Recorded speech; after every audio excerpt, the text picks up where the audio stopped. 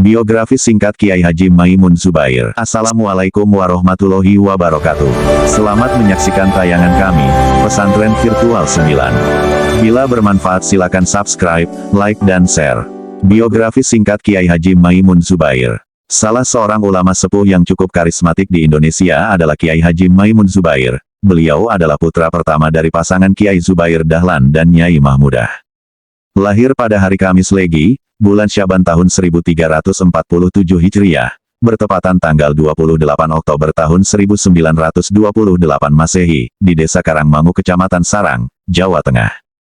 Nyai Mahmudah yang tak lain ibu dari Kiai Maimun, adalah putri dari Kiai Ahmad bin Syuaib, ulama karismatik yang teguh memegang pendirian.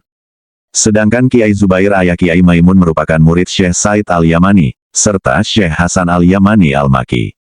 Secara genealogi keilmuan sosok ulama Mbah Zubair merupakan ulama yang cukup disegani.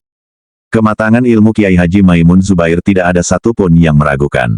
Sebab, sejak kecil ia sudah dibesarkan dengan ilmu-ilmu agama. Sebelum menginjak remaja, beliau diasuh langsung oleh ayahnya untuk menghafal dan memahami ilmu sorof, nahwu, fikih, mantik, balagoh, dan bermacam ilmu syara lainnya. Kecerdasan dan daya ingat Mbah Mun sangat luar biasa yang membawanya menuju pribadi yang dewasa. Bahkan sampai usia ke-91 tahun daya ingatnya masih segar. Pada usia sekitar 17 tahun, Mbah Mun sudah hafal di luar kepala Nadom Al-Jurumiyah, Imriti, Alfiyah Ibnu Malik, Matan Jauharotut Tauhid, Sulamul Munawarok, serta Rohabiyah fil Faroid. Seiring pula dengan kepiawaiannya mengkaji kitab-kitab fikih mazhab Asy-Syafi'i, semisal Fathul Qorib, Fathul Muin, Fathul Wahab, dan beberapa kitab jenis lainnya.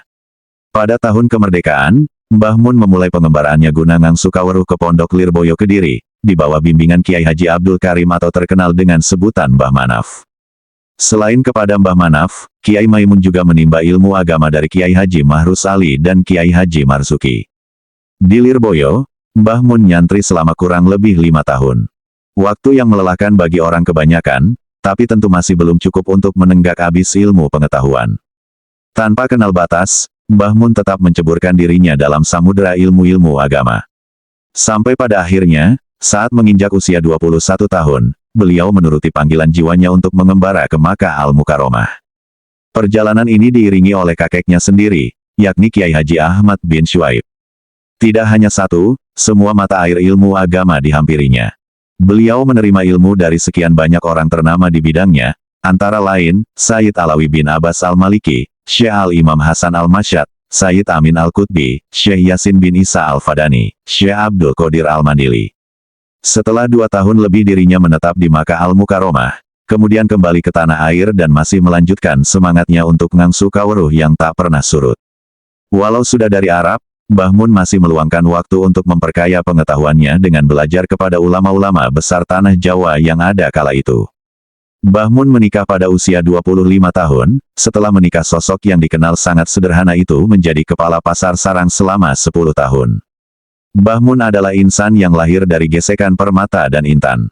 Dari ayahnya, Kiai Maimun meneladani ketegasan dan keteguhan, sementara dari kakeknya meneladani rasa kasih sayang dan kedermawanan. Kasih sayang terkadang merontokkan ketegasan, rendah hati seringkali berseberangan dengan ketegasan. Namun dalam pribadi Mbah Mun, semua itu selaras dan seimbang. Kerasnya kehidupan pesisir Kecamatan Sarang, Rembang tidak membuat sikap Mbah Mun ikut mengeras. Justru Mbah Mun menunjukkan sikap sebaliknya. Kepada yang lebih muda Mbah Mun menunjukkan sikap yang sopan. Beliau adalah gambaran sempurna dari pribadi yang santun dan matang.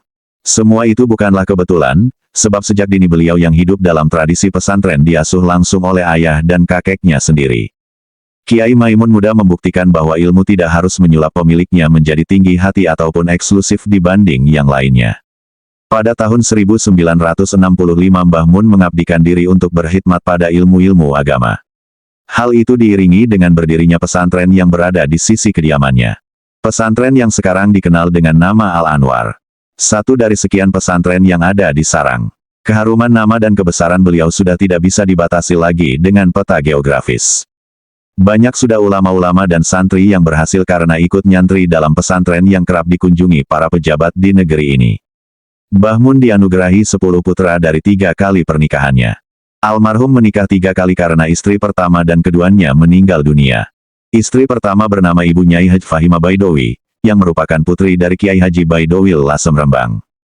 Dari pernikahannya, keduanya dikaruniai 2 putra dan 1 putri, masing-masing. 1. Kiai Haji Abdullah Ubab Gus Ubab.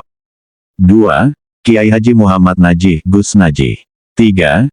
Ibu Nyai Hajah Sobihah Neng Sobihah. Dari istri kedua, yakni Ibu Nyai Haji Mastiah, Mbah Mun dikaruniai 6 putra dan 1 putri, masing-masing adalah 1. Kiai Haji Majid Kamil Gus Kamil.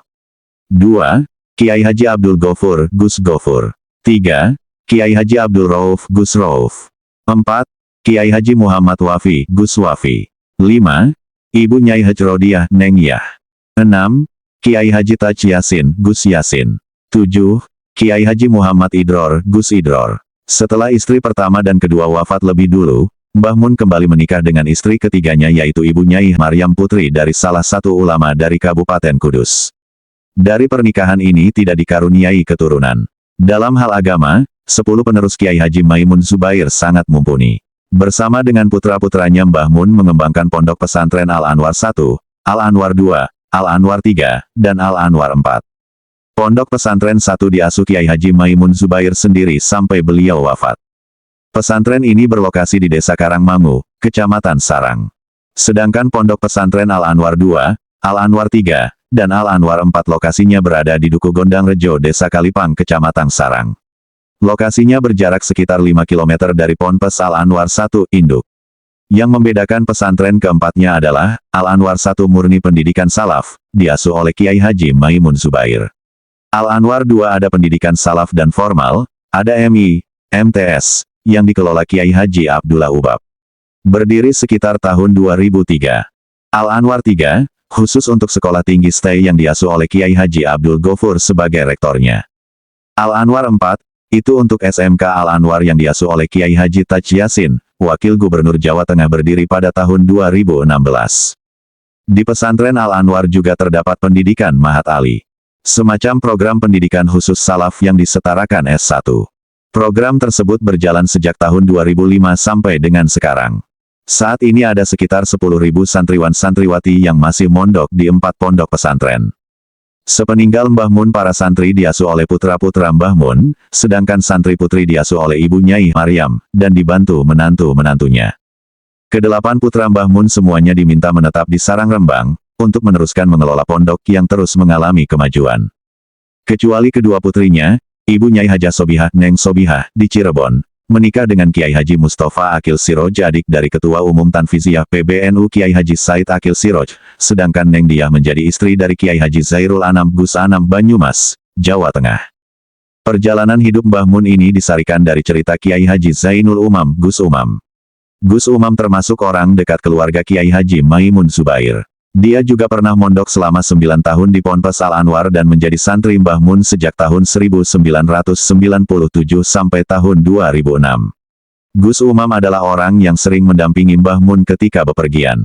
Terakhir ia mendampingi Mbah Mun ke Bandara Soekarno-Hatta saat pergi ke Tanah Suci untuk berhaji sebelum wafat. Itulah biografi singkat Kiai Haji Maimun Zubair, salah satu ulama sepuh asal Jawa Tengah yang karismatik. Sekian, semoga bermanfaat, dan jangan lupa untuk subscribe channel ini. Wassalamualaikum warahmatullahi wabarakatuh.